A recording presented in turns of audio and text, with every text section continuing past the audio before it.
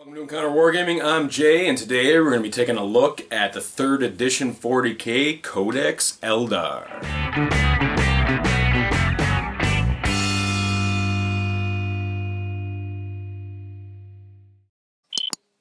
Let's check out the 3rd edition Codex Eldar. So like I say, awesome cover art, as always. These 3rd edition codices are really well put together, even though, like I say, they're very thin. So this one's going to be quite a bit big, quite a bit thicker than the one we did last time, the Codex Assassins. But as you can see here, it's pretty much the same thickness as like the Space Marine one and the Dark Eldar one that we did so far. So Codex Smeldar, let's get into this. So first off, right off the bat, we have some awesome pictures, as always, of the miniatures in action. So already, they're showing the new sculpts of orcs. Like, all these orcs you see here are actually new at the time, and these are all metal models, actually. I guess other than the one plastic boy there, that war boss, all these knobs, they were all metal, which is awesome. And in fact, now that I'm looking at it, I guess they haven't even brought in the new Guardian sprue, because these are all the old 2nd Ed Guardians. Crazy. And you can really tell the difference because, number one, obviously in 2nd Ed there was a lot less detail in the miniatures, but also now Guardians have those sort of like shoulder pads that stick out, you know, and as you can see here, they clearly don't. So this is literally the old school 2nd Ed stuff. Which, like we've noticed in a couple of the past videos, of course in 3rd Ed, they really redid a lot of the model lines.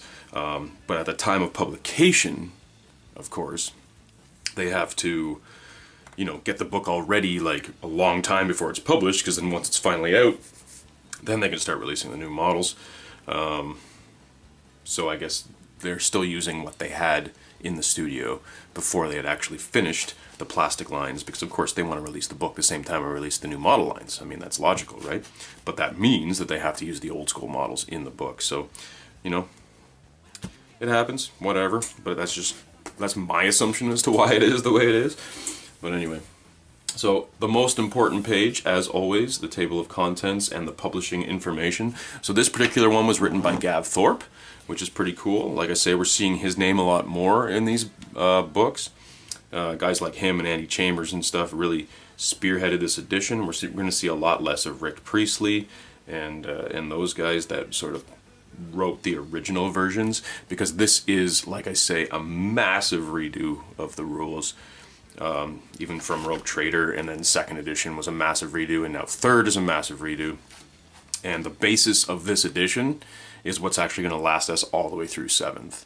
It's literally like this is the bar now, and then they're just going to keep adding to it, changing things, amending things, also making all these codices backwards compatible. So until they come out with a new Eldar Codex, even if they come out with a 4th edition of the rules, you can still use the old Codex kind of thing, right? So let's get into this. Like I say, we've noticed in the past 3rd edition books that it gets pretty much right into the army list right off the get-go. So here we're actually looking at the introduction. So once again, what's in this book? Why collect an army? This is the same thing we've seen in the past 3rd Ed codices that we've looked at so far. So they're keeping right along those lines. And like I say, right into the army list. So the standard force org chart, once again, like I say, in this edition it did change from mission to mission.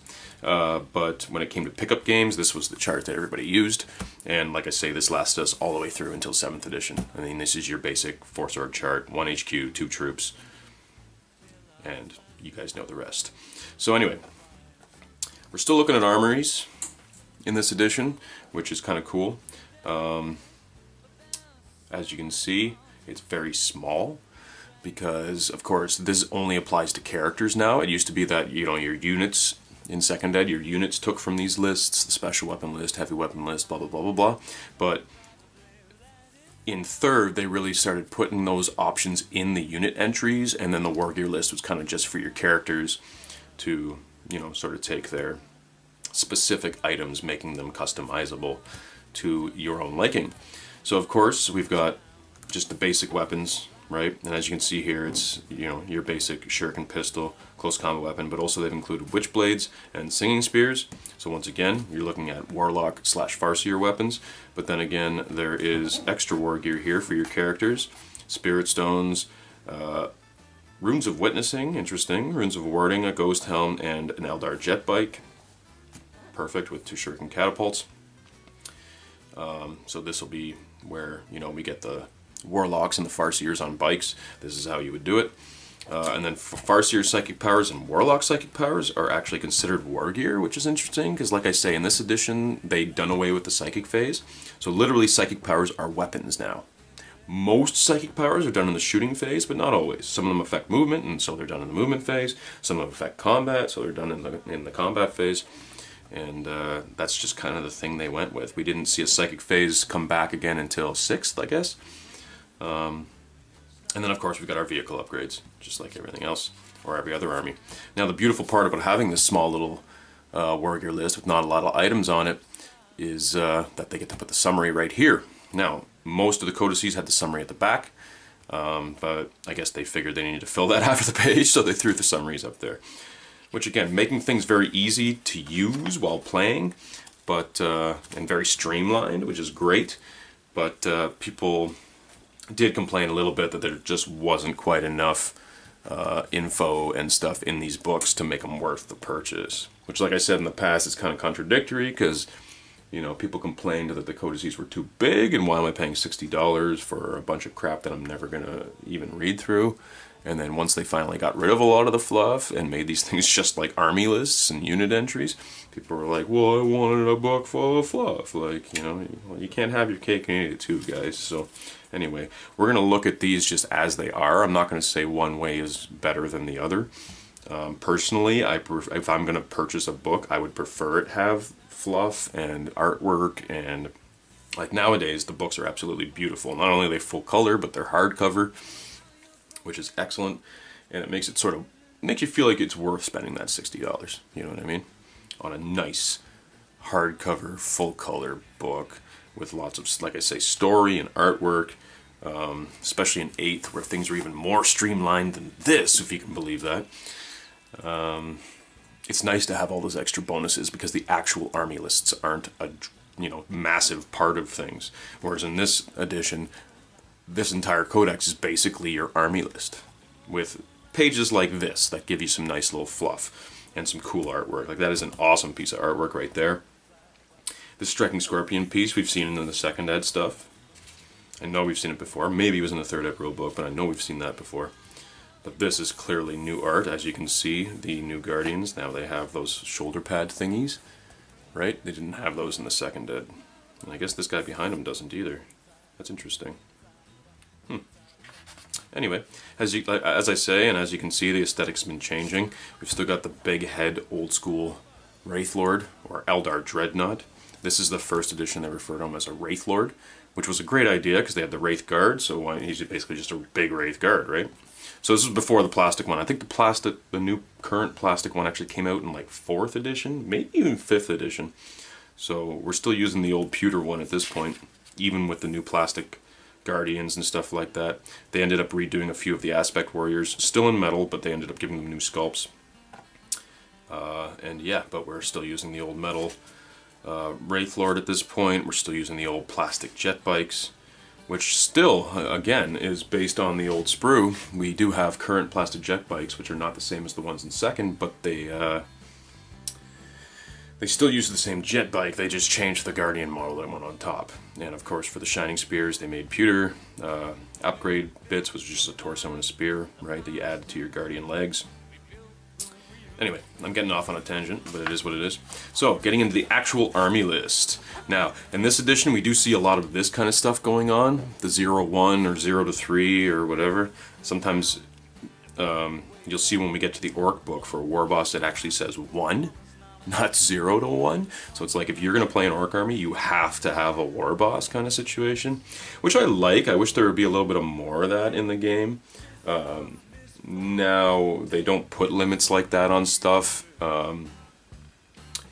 except, of course, they made it so in match play you can only take maximum, in a 2,000 point game, you can only take maximum of 3 of the same data sheet, but those are like supplementary rules that are added on. And not part of the core system. It's only for match play, and it's different for how much points you play. If you're playing narrative, obviously take whatever the heck you want. And yeah, anyway, in this edition, they were trying to make things balanced by doing things like that. So you can't have like 3 avatars, because every craft world only has 1. Why would there be 3 avatars on the battlefield, right? Right. So, obviously, HQs, we have the avatar, right? He's a monstrous creature, independent character.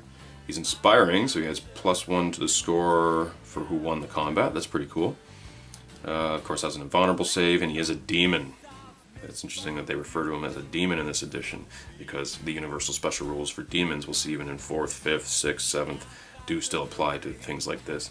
Because he is a fragment of a god, right? So he basically is a greater demon, if you, for lack of a better word. Yeah, monstrous creature, fearless, standard stuff we would think he would have. And then we have the Farseer. So again, you could have a Farseer leading your thing. You don't have to have an avatar. And of course, the Farseer has a Warlock bodyguard.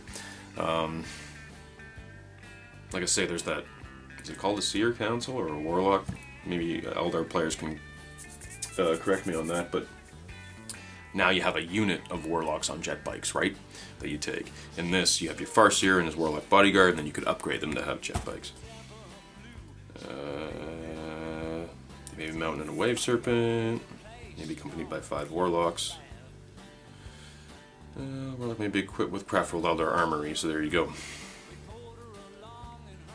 Put them in a Wave Serpent, they have Warlock powers, he gets access to Farseer powers. And they all have Rune Armor, which is great. Looks like a 4-up invulnerable. Yeah, and see they even list Jet Bike Warlock as a separate thing. So there you go. Changes the stat line. Which is interesting why they didn't do that on the Farseer, because I don't see why a Farseer wouldn't be able to jet bike if his bodyguard has jet bikes. So, whatever. Anyway.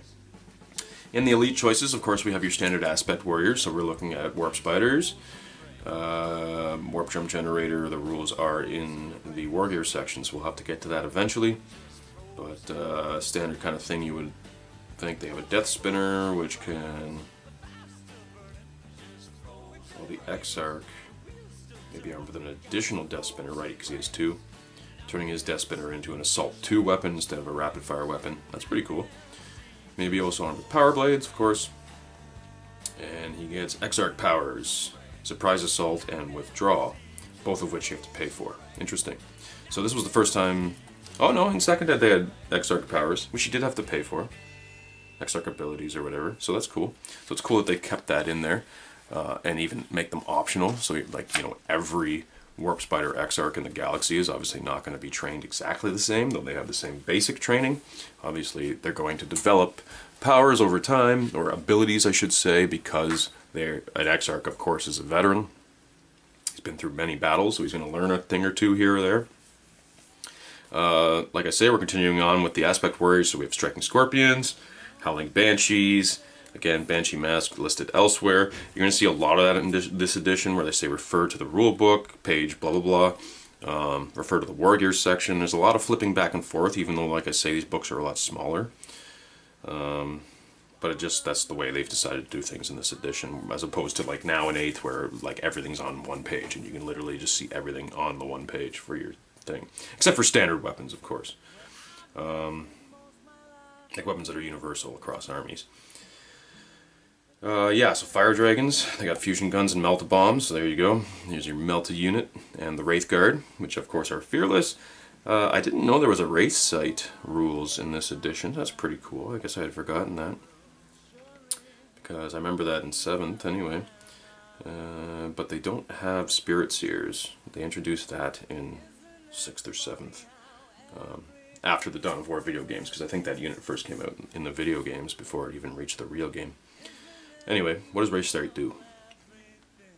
Start of every turn, roll a d6 for every Wraith Guard unit not led by a Farseer or a Warlock, so I guess that's your Spirit Seer, right? On a roll of a 1, they may do nothing this turn. Yikes, that sucks. So you better have that Warlock nearby. Yep, they can be joined by a Warlock from the Farseer's retinue. See the Farseer entry on the HQ section army list. May be accompanied by a Warlock from the Farseer's retinue. It doesn't say they can be accompanied by a Farseer, so why does this say...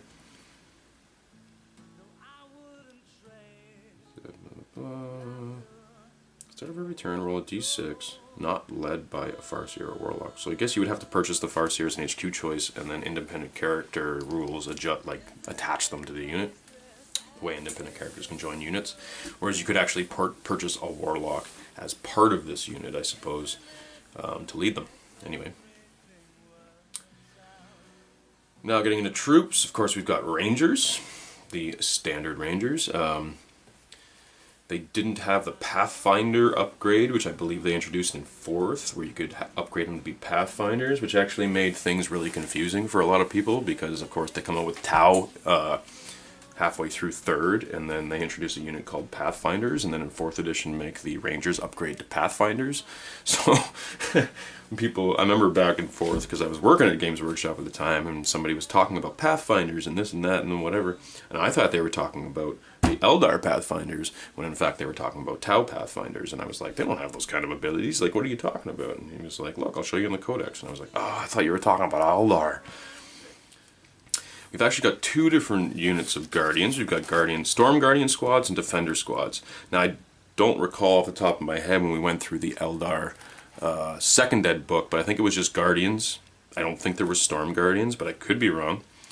And then in this they've also made Dire Avengers troops, which is interesting because that's probably the only way in this edition you could have a full aspect army is by taking Dire Avengers as your troops. So that's neat. All the other aspect warriors are either elites, elites fast attack, or heavy support, except for the Dire Avengers, of course. Now, again, in 2nd, any unit was your basic units entry, right? And then you had your characters and your support on top of that. So, you could have an entire entire army of fire dragons in 2nd if you really wanted to. I'm not sure they would do so well, but you could do it. In this edition, because of the Force Org chart, they've, I think, tried to balance things out. Rather than making it a narrative game, they're trying to make it a competitive game, and so they want to stop people from just cheesing out, right? But of course you're always going to have issues with that. They've had issues with that with every edition, and this edition's no different. Yeah, so I don't really have much to explain there when it comes to Guardians. I mean, they're Guardians. They can have fusion guns or flamers. Like 2 models can have fusion guns or flamers, the same way every other unit in the game friggin' has 2 special weapons, or a special and a heavy. They can be mounted in a transport, just like everybody else.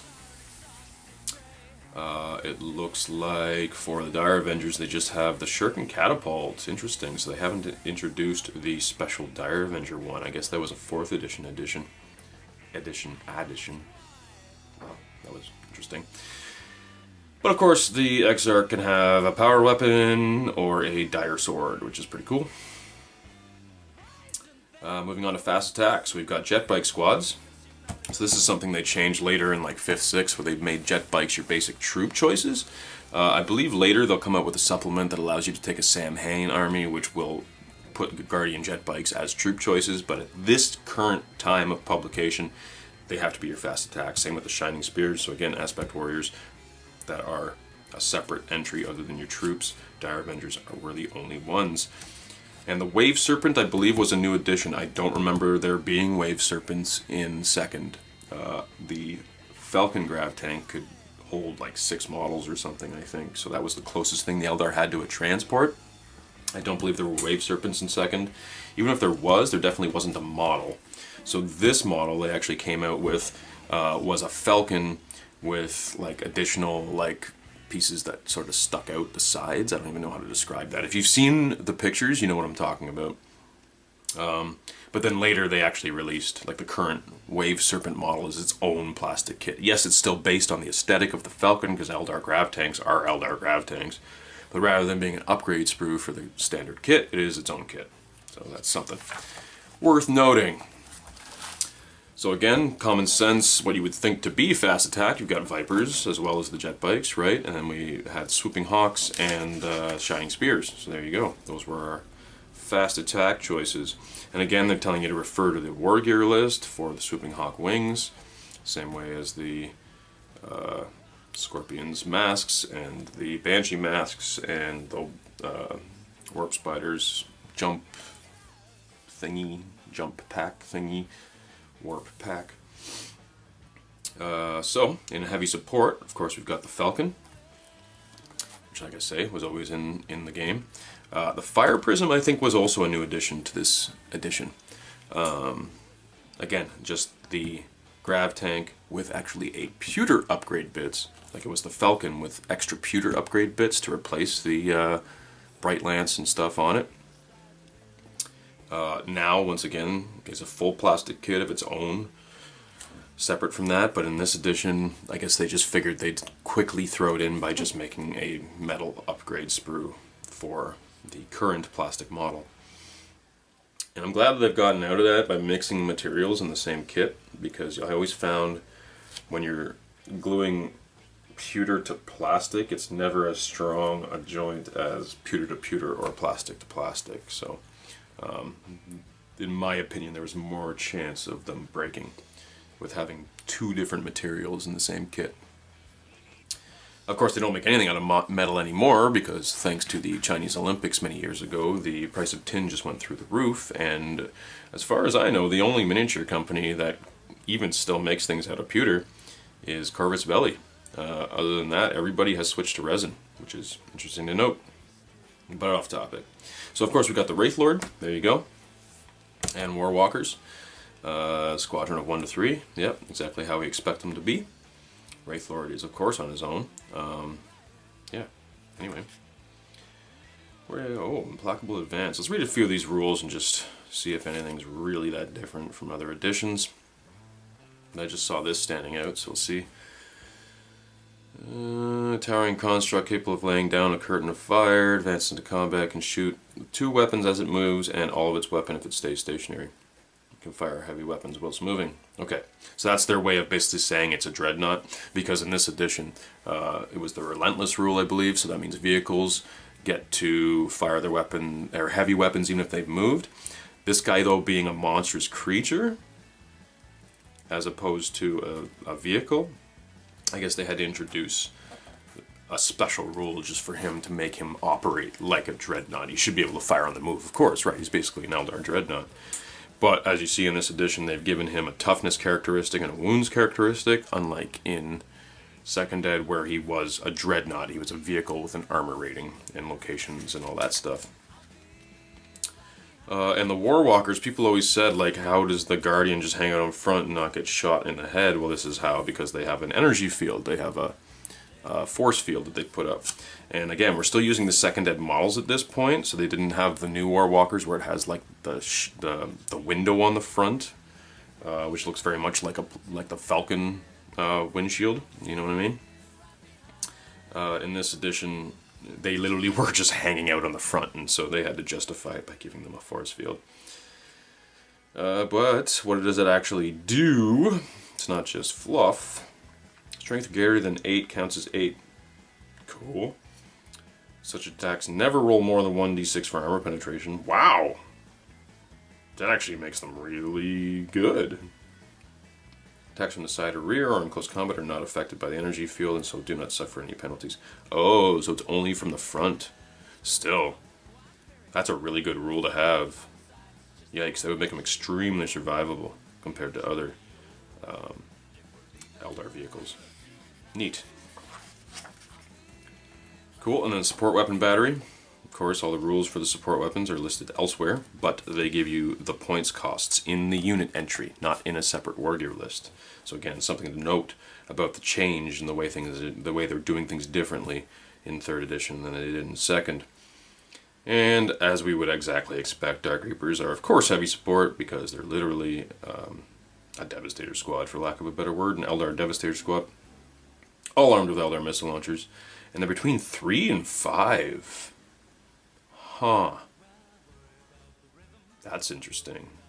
I guess because, again, they were pewter in this edition. They hadn't come out with any of the newer models. So yeah, I guess you buy a blister and an Exarch and you have a unit. That's kind of cool. Alright. I didn't know that you could ever take a unit of 3. That's crazy. I would think they would be an automatic 5 or 10. So we get into the cool color pages. This is where we're going to get to see the old school aesthetic, and look how the avatar is on a square base. That's hilarious, left over from 2nd edition, right, where people were still putting monstrous creatures on square bases, which is absolutely nuts. Nuts by today's standard. And again, like I said, the old school big head Eldar Dreadnought. Cool part is they actually put them on a, believe it or not, that's a 40 mil base, not a 65 mil as we're used to Wraith Lords being on now. Look how basic that model is though, 2nd Ed. And yep, like I say, 2nd Ed Guardians. Yep, we've even got the old Dire Avengers where they literally had the Eldar sprue with just pewter. Oh, this is the new plastic. Yeah, it totally is. The new plastics compared to the old plastics. So this was basically the Guardian sprue with pewter heads upgrades, right? Because literally they have Guardian bodies with just the cool helmets with the plumes on them. And the old Meta Wraithguard, which have lasted through to editions. Swooping Hawks, I believe we are actually seeing... Nope, those are the old school 2nd Ed ones. They are not new ones yet.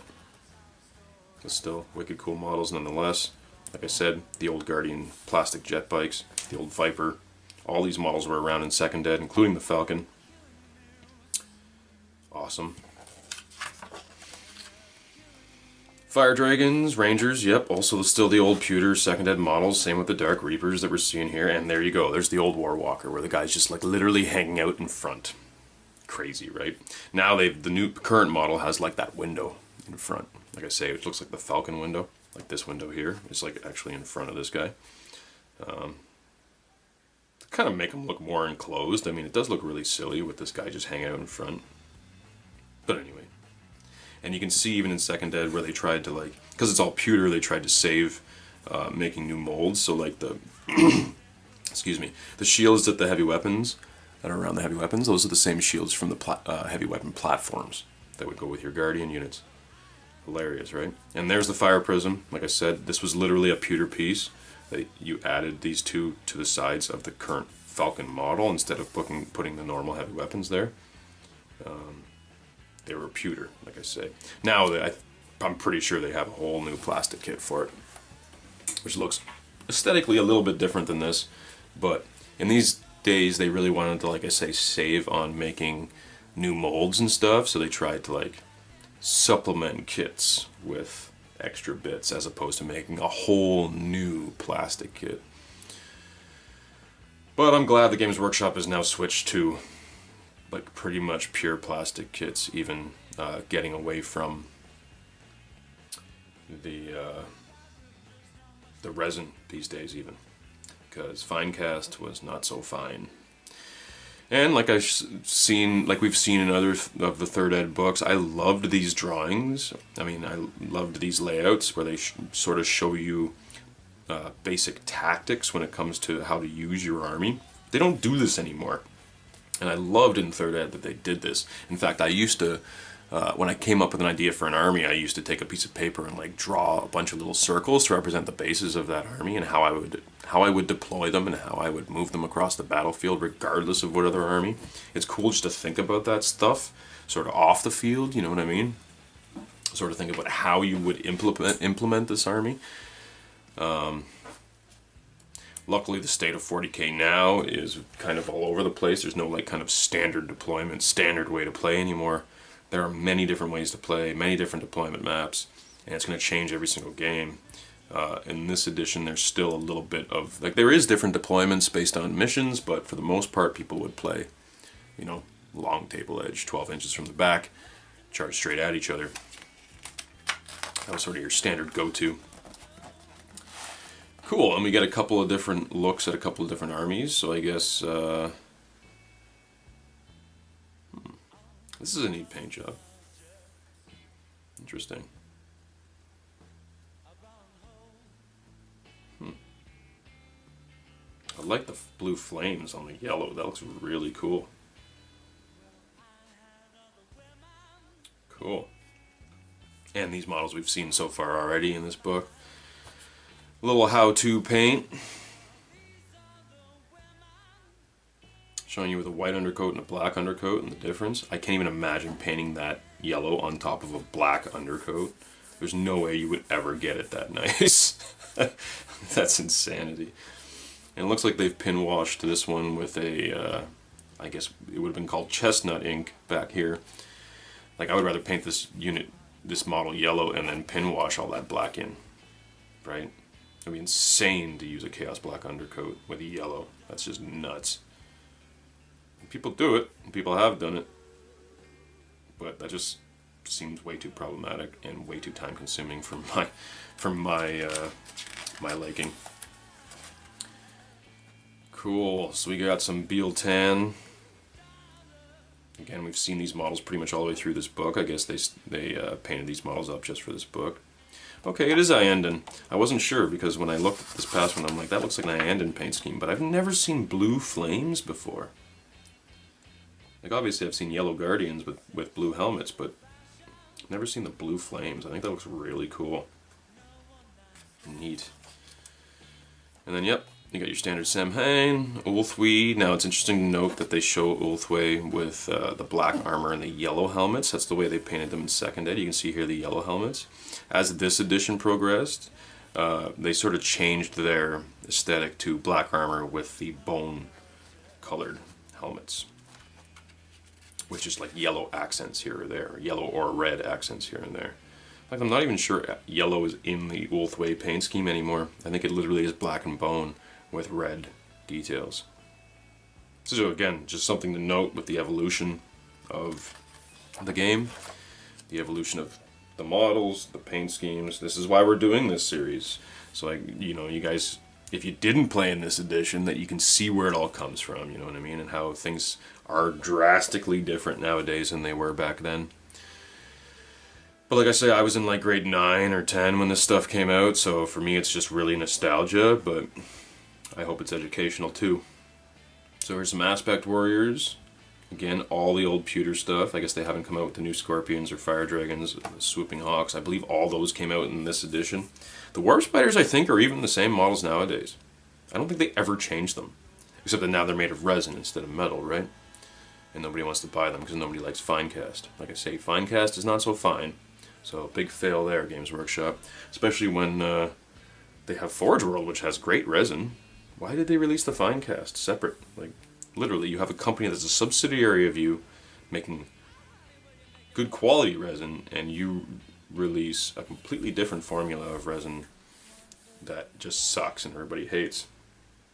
Whatever.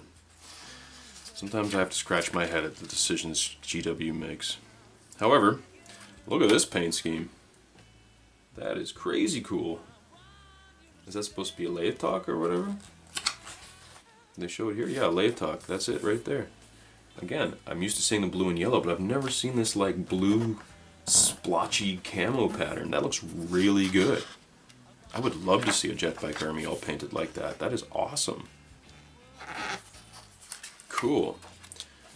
And again, here's a cool Samhain army. Now, I don't know how they could just have that stuff on the battlefield.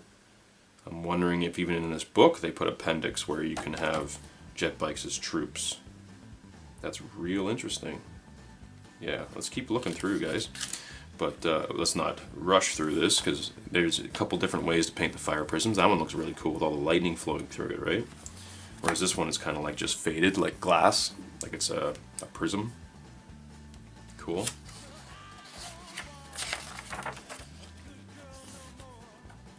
Phoenix Lords, awesome. Wow, that's a really cool Wraith Lord. I really like that. Again with the lightning. That's neat. By Ben Jefferson, first place at the Warhammer Vehicle Golden Demon 1996. Jeez. So that was even like 3 or 4 years before the publication of this book. Actually, I don't think we even looked at the year it came out. When we looked at the beginning, I should do that now. Yeah, 2001. So crazy. This is 5 years later, and they're still showing how awesome that model is. Because again, it's still the current model at this time. They hadn't come out with a plastic one yet. Which I say, I don't even think they came out with until like 5th. Maybe 4th. Maybe 4th. But we're still using that old school one, and again on a square base. With the Gulf Green base. Same here, square base, Gulf Green. All these guys have this sort of Gulf Green bases that we saw in 2nd, but now we're starting to get into more of this with sand, making it look more deserty.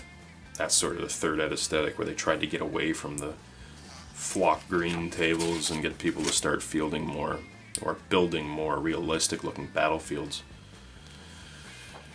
Again, like I say, it just gets more and more grimdark, more and more realistic as things go on. It loses its comedic aspect over the years, except with the exception of the orcs, of course. They're really the only comic relief left. Of course, you can get away with some comedic stuff with Guard, but for the most part, orcs are currently probably the only comic relief left in the 40k universe. So now, we've got the Craftworld Eldar. So this must be your appendixes. Yeah. So this is your war gear section. Again, like I say, all those things that they were constantly saying refer to the war gear section. So it's interesting because the bright lance here, this is when they introduced bright lances and dark lances. Dark lances for the Dark Eldar, bright lances for the Craftworld Eldar. Basically the same thing. In Second Ed though, the Eldar would use an Eldar las cannon, I think it was. Right, because we have the Eldar missile launcher, which has crack, and plasma, which is crack and frag, basically. Yeah. D-cannons, dire swords, jet bikes. Ghost helm.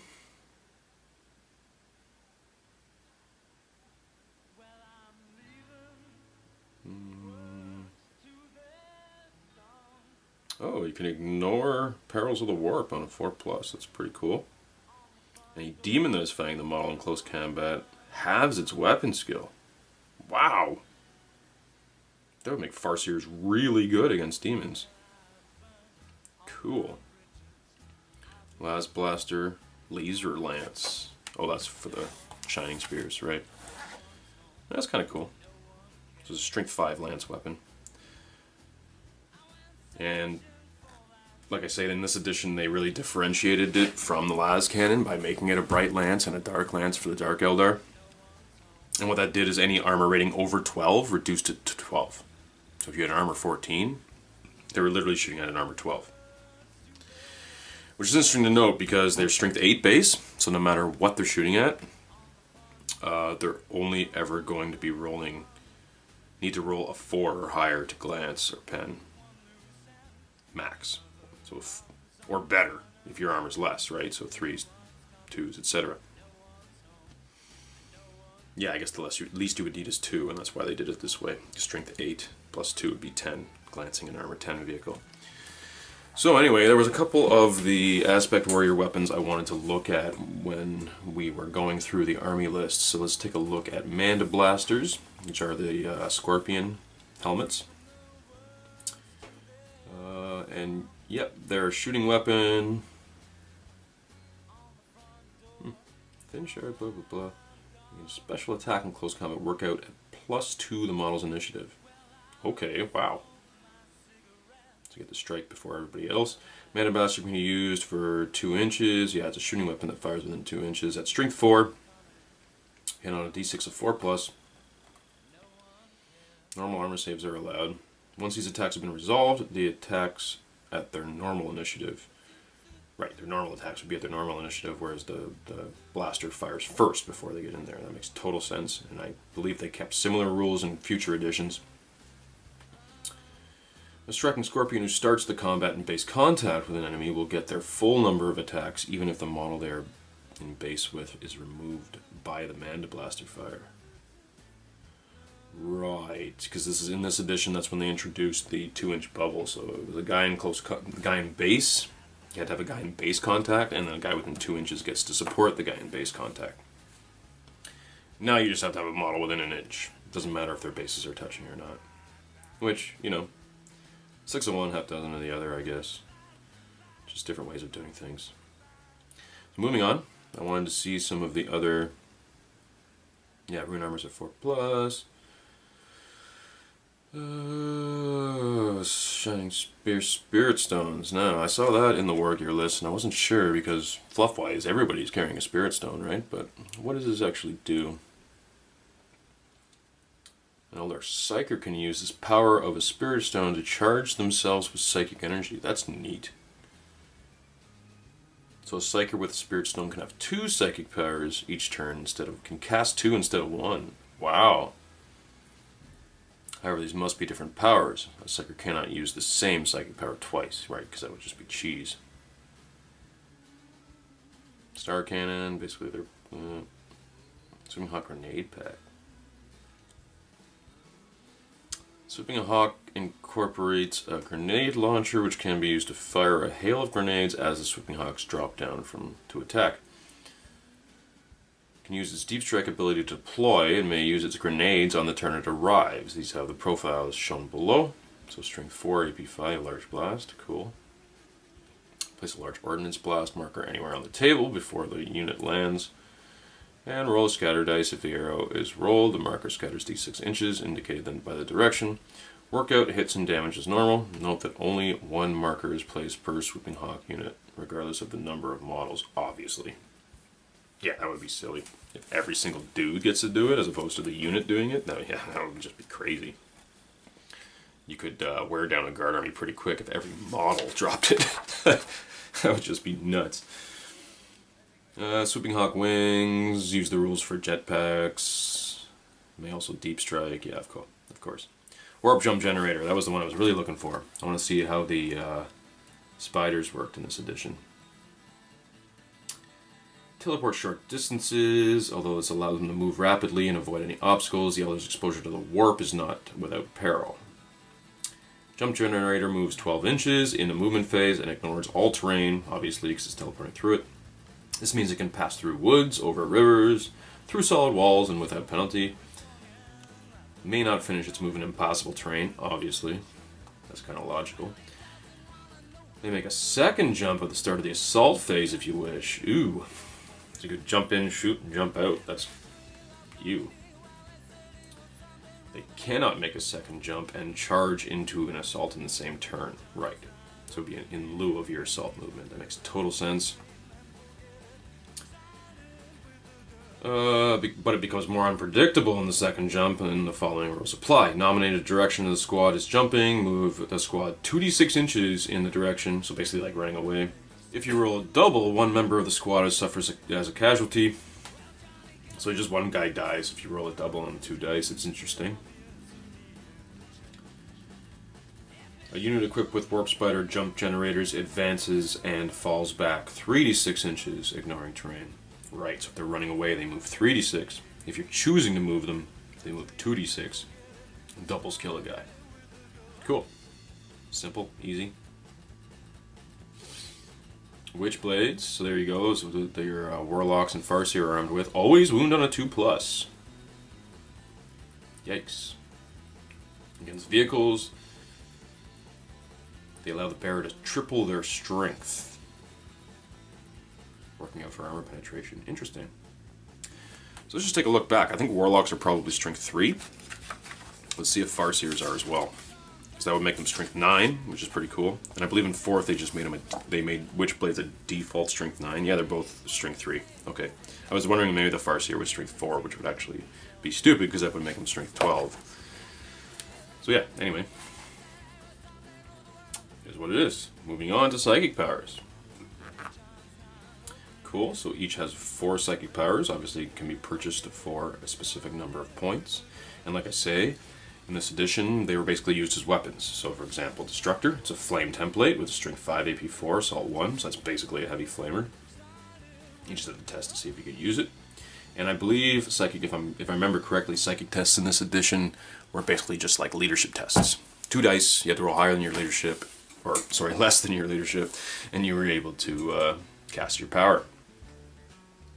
Let's just take a look at a few of these. There's not that many here. We might as well look at them. So Farseer powers Eldritch Storm, used in the shooting phase. There you go. Like I say, they're weapons. Uses an Ordnance Blast template. Placed it on a unit within 18 inches. Any model touched by the template takes a strength 3 with no AP. But then they must pass a pinning test as described on page 58 of the Warhammer 40,000 rulebook. So there you go. Like I say, refer to the rulebook.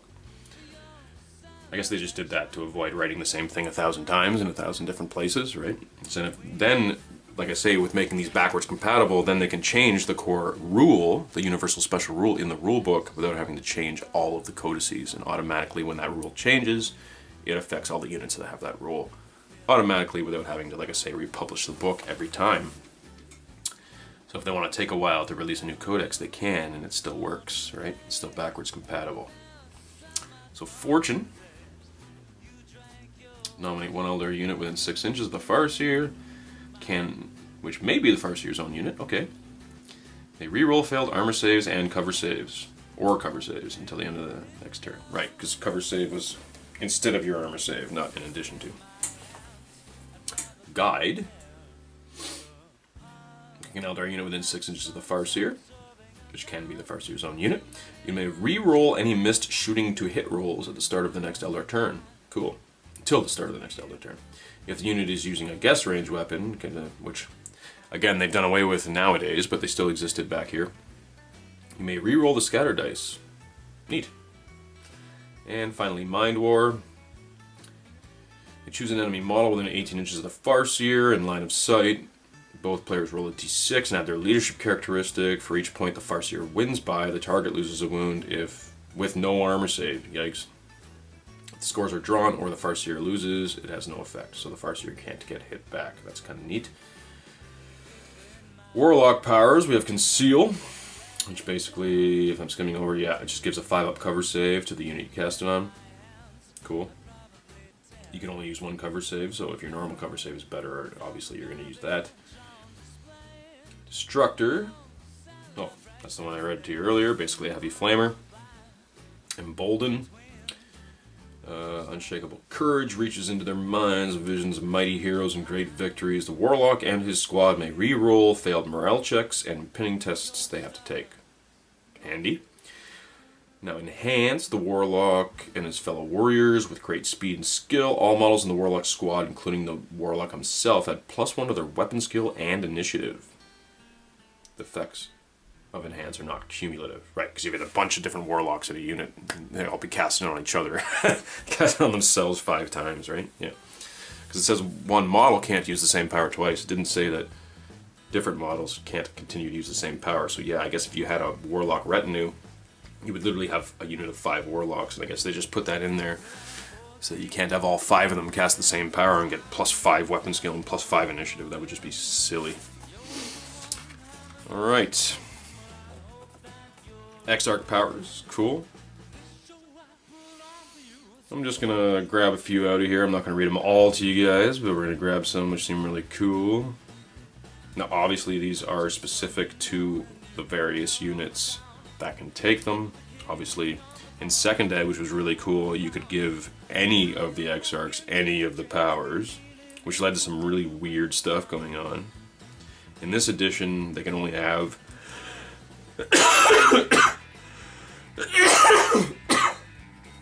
fuck.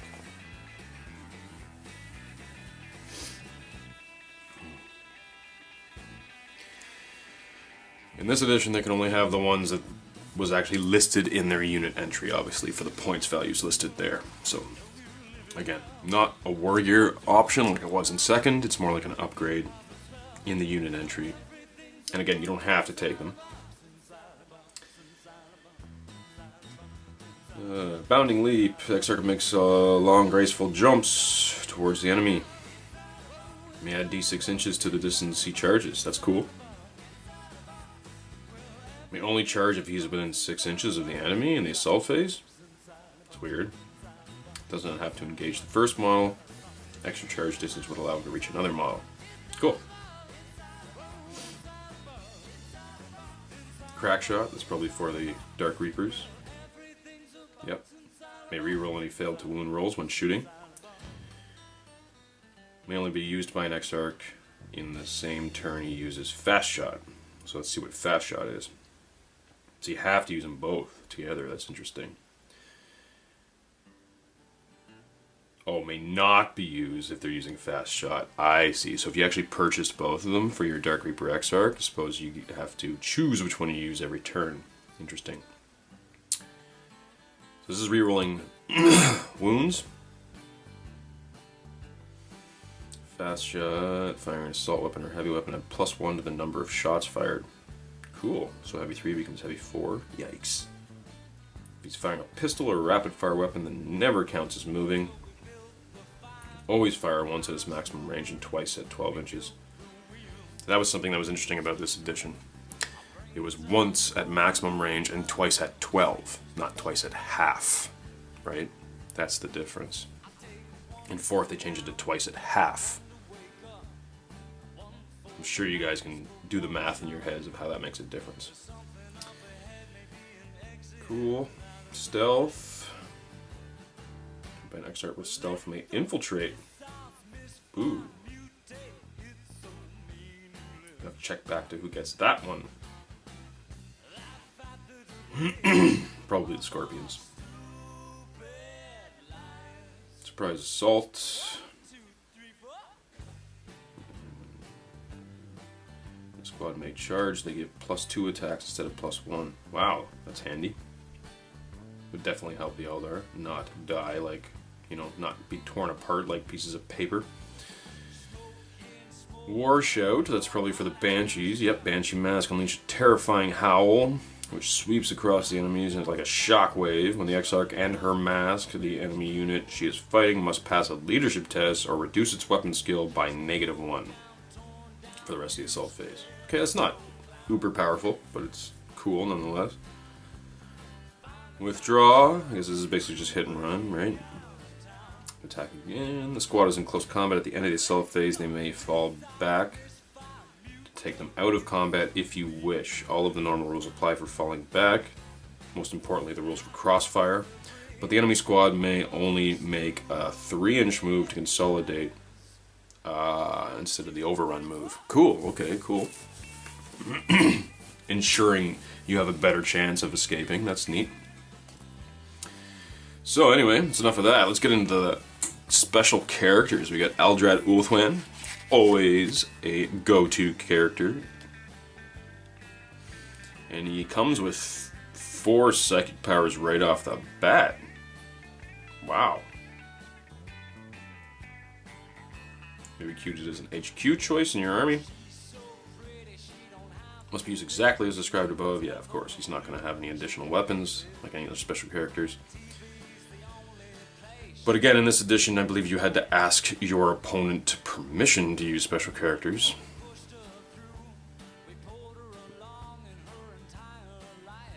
If you decide to take him, he counts as an HQ choice for your army. It must be used exactly as described below. Not going to. In addition, he may use a battle where both players have agreed to use special characters. Yeah, there you go.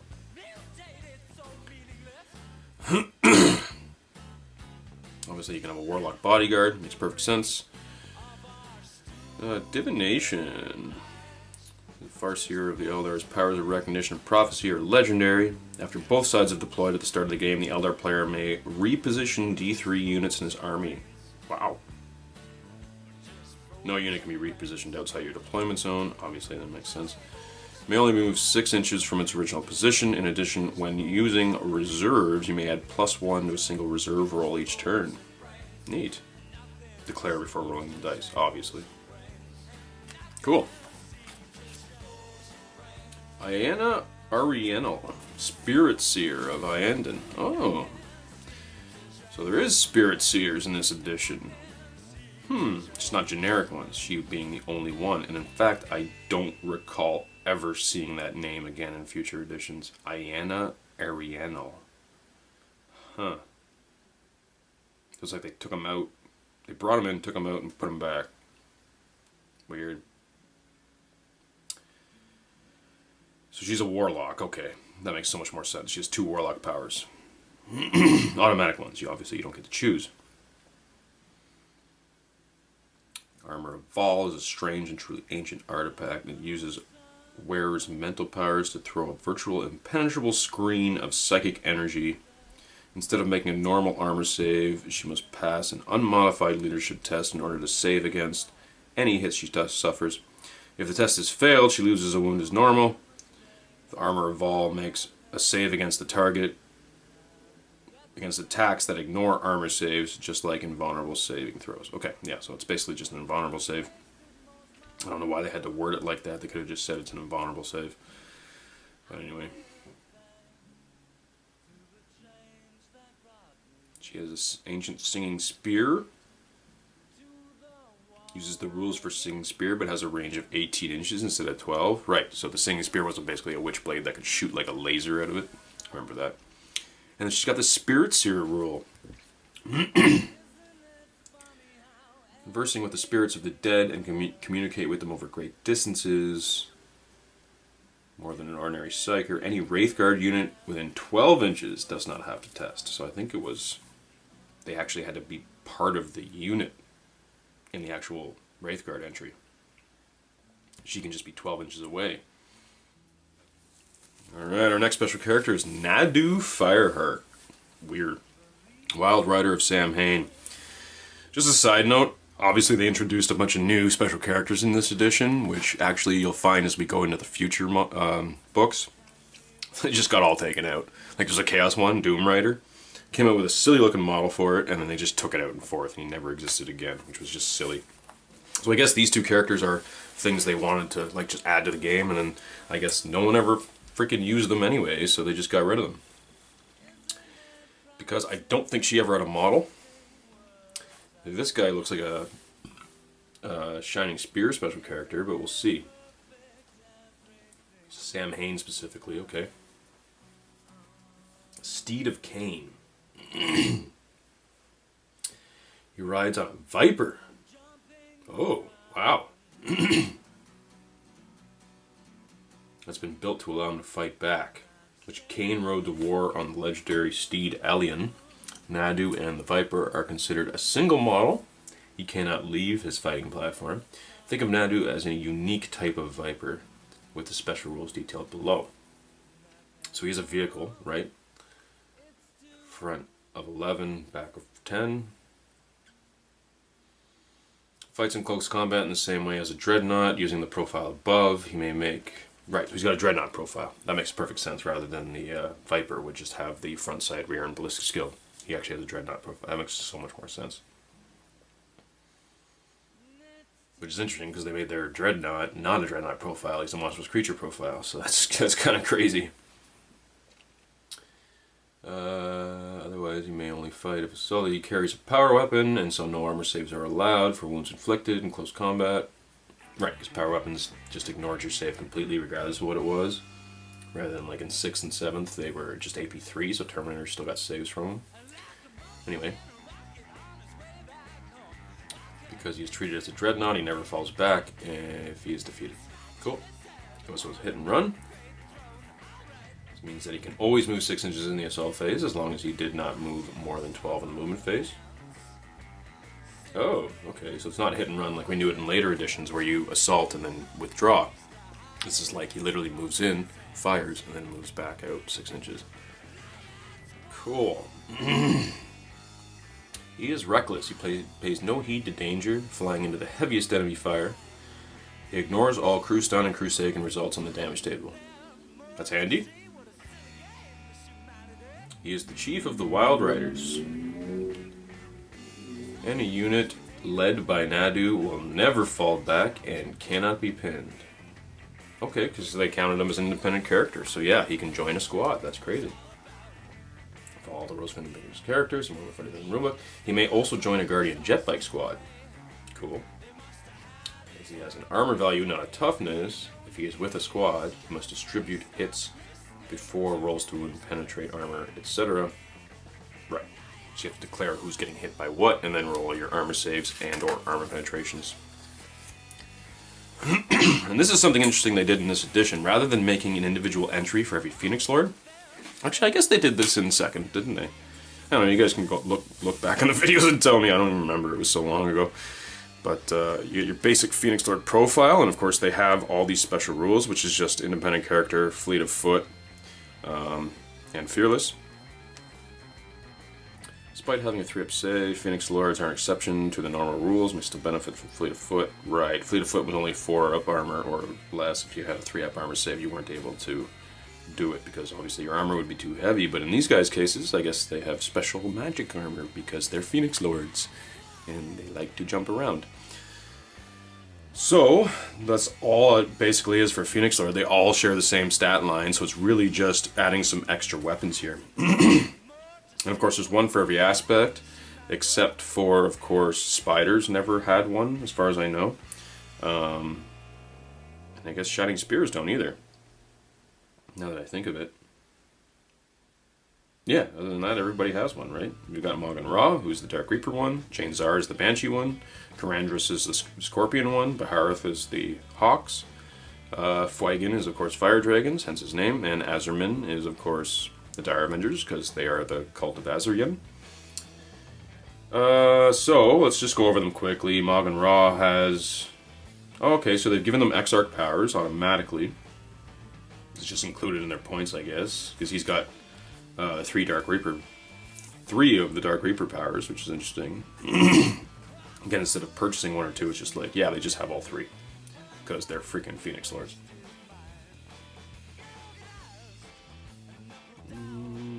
Oh, cool, and it's actually just a little bit of fluff on them. Yeah, the italicized stuff is fluff, I guess. Cool, so there's not even really any rules listed here. It's just stuff straight out of the War Gear list and out of the Warrior powers. That's why they only have this little tiny snippet. It's literally just telling you what they have. And without me flipping back and going through all the War Gear and all the powers again for you, or the ones that we didn't go through, I'd rather not do that right now. But, yeah, anyway. No offense, guys, but we're almost through this, and I would like to finish this book today. So... that is how they laid out the Phoenix Lords and how all that works. I like this kind of way of doing things, especially because Phoenix Lords are not always like actually the same dude. It's my understanding the fluff behind it is that when Azurman is dead, somebody else becomes Azurman. You know what I mean? Like his Spirit Stone gets given to another Dire Avenger and they become promoted to Phoenix Lord. So that's why they last forever, kind of thing. They've just always kind of been around, because even if they are slain, somebody else will take their place and be equally as powerful. So it's neat that regardless of what aspect they are, they share the same profile. I really like that, because across the board, they're basically just going to be like a super powerful, I almost said Phoenix Lord. They are Phoenix Lords. They're going to be a super powerful aspect warrior. So there you go. And cool, so it's just showing you here, this is actually a neat little piece of fluff, all the different kind of the Eldar race and how it works, how everything's connected. That's neat. The Eldar of the Stars is the Craftworld Eldar. On one side they have the Soul Stones, Preservation, and the Salvation. The one who has passed from the shadow into the light, so I guess it's dead. The dead.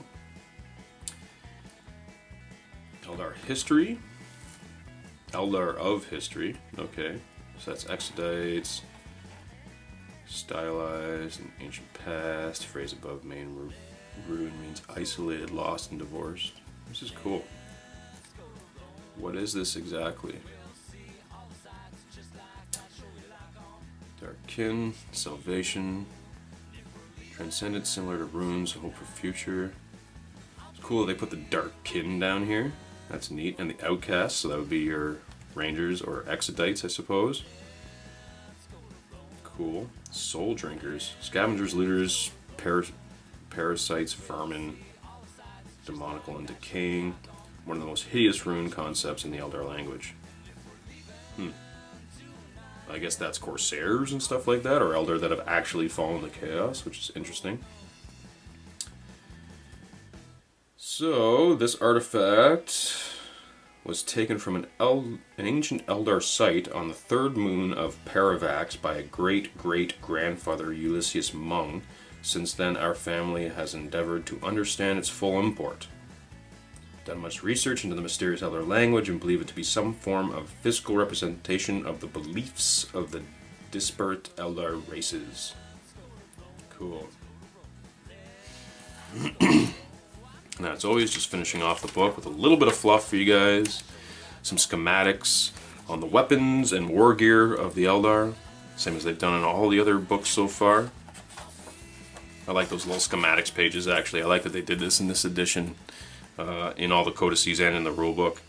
It's just really cool to see it this way. Yeah, I really like that. It's just a cool aesthetic thing that they did, which is really neat.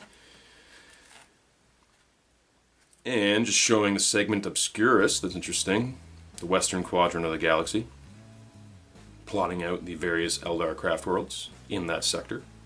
And I like that the map is a globe. That's really cool, rather than a flat representation. Because of course, a galaxy is a 3D plane. It's not a flat thing. So that's really cool. That's actually one of the first times I've seen anything like that in 40K. A globular map. Neat. So that's the book, guys. That is Codex Eldar, 3rd edition. So I hope you all enjoyed that look at Codex Eldar. I've been having a lot of fun going through these 3rd edition books. I don't know about you guys, but this has been absolutely awesome for me. Again, going through the 2nd ed stuff was really nice for me because that's kind of like where I started in this whole thing. But this definitely brings back memories of like my grade 9, 10 years. You know what I mean? So anyway, that is what it is. So next time, we're going to be going over the Chaos Space Marines, which is cool. So you guys will get to see what Chaos looked like back then. There wasn't specific like demons as such, and there's as a separate army back then. It was just Chaos Space Marines, which is interesting because in the 2nd ed we actually saw that there was like a Chaos Hordes book. Or they were all in the same book, but it was a Chaos Space Marine army list. There was a Chaos Hordes army list, and then there was a Demon World army list. In this, it's just Chaos Space Marines. We haven't touched any of the others. Later on in this edition, they'll come out with an expansion. Like for Lost in the Dam, so you get like Traitor Guard and stuff like that, which was pretty cool. Which I did actually do in 3rd edition. I had an army of it. But anyway, that's the stuff we're going to be doing next week. So I hope you guys enjoyed this week's video, the Codex Eldar. So now we've looked at the entire Eldar race. They do come out with a Harlequins book later down the road, I believe. But other than that, which is also just a little pamphlet like the Assassins one you saw last week. But other than that, we've pretty much covered the Eldar race now, because it's really what it is. It's Craftworld Eldar and Dark Eldar. I mean, they haven't fleshed out the Harlequins like they, like I say, they did it a little bit later in this edition, I believe. If I'm wrong, correct me, but I'm pretty sure there was a little Harlequins codex, and I'll see if I even have it. I'm not even entirely sure I do, but I think I have all the 3rd ed stuff. If I don't, I will try and find it for you guys, because I'm just loving doing this stuff. And I hope you guys enjoy seeing the way the game has evolved over the years. So if you have been enjoying it, please hit the like button below. Hit that subscribe button so that you know when our videos come out, and even that little bell notification will notify you when these videos come out. That way you get to follow along and see all the awesome old school books. But also we do a whole bunch of other stuff, guys. We have hobby tutorials, painting tutorials, we do battle reports, we have a podcast, 40K podcast, which is pretty cool. And yeah, that is what it is. So if you guys also really like our stuff and want to help us out, you can go to the description below. Even check out our Spreadshirt page. For only a few dollars you can buy a t-shirt and we get a couple bucks back, and that way you get something cool out of it. But also we have a Patreon campaign, so please check out our Patreon campaign, because for even less money, for like $1 a video or $1 a month if you really want to, you get all these videos early, as well as a whole bunch of other perks that are only available to patrons. So check it out. It helps us, you know, keep improving, get better equipment, just basically keep the ball rolling and improve our quality as well. It helps us build terrain, do various, because we do many different miniature games at this point, not just 40K, and it gets you guys a whole bunch of extra stuff, electronically speaking, video content wise. Yeah, for very little money. So please check it out, help us out. Help yourselves out, because it gets you a whole bunch of extra stuff, including 10% off the warpainter.com, I may add, so you get all your cool Vallejo and Scale 75 paints for a little bit cheaper, just for helping us, which is awesome. So anyway, I hope you guys enjoy this series, and I hope you'll join me next week for Codex Chaos Space Marines, and we'll see you at our next encounter. Hey everybody, I'm Adam. And I'm Jay. We are Encounter Wargaming. And we wanted to celebrate hitting our 1,500 subscribers with giving some stuff away. What are we giving away, Adam? Fort Bane! Yeah. Alright, we're calling this the 2,500 subscriber Forge Bane giveaway, because that's the target we need to hit to give this puppy away. That's right. So the first thing you need to do is share this video, the video you are watching right now. And then click subscribe on YouTube. If you haven't already. That's it for one entry. And the more you share it, hopefully, the more people we can get to hit subscribe and hit that 2,500. Woohoo! But there are other ways to win as well. Tell them about it. Well, you can follow us on Twitch, That will also get you an entry. So you subscribe on YouTube, follow us on Twitch. On top of that, support us on Patreon for 5 big buckaroo entries. Crazy. So also all the people that already support us on Patreon, don't worry, you're also 5 entries. But also, you can hit subscribe on Twitch. Subscribing on Twitch will get you another 5 entries into the contest. So good, and all of this to say thank you guys for all the support. We appreciate it very much. We've come a long way, and it's because of you. It's true. It's been a wild ride, and thanks for all the support, all the help, and we want to give you some cool stuff as a thank you. Awesome. So hey, remember to share this video, and guys, I think that's it. So we'll see you at our next encounter.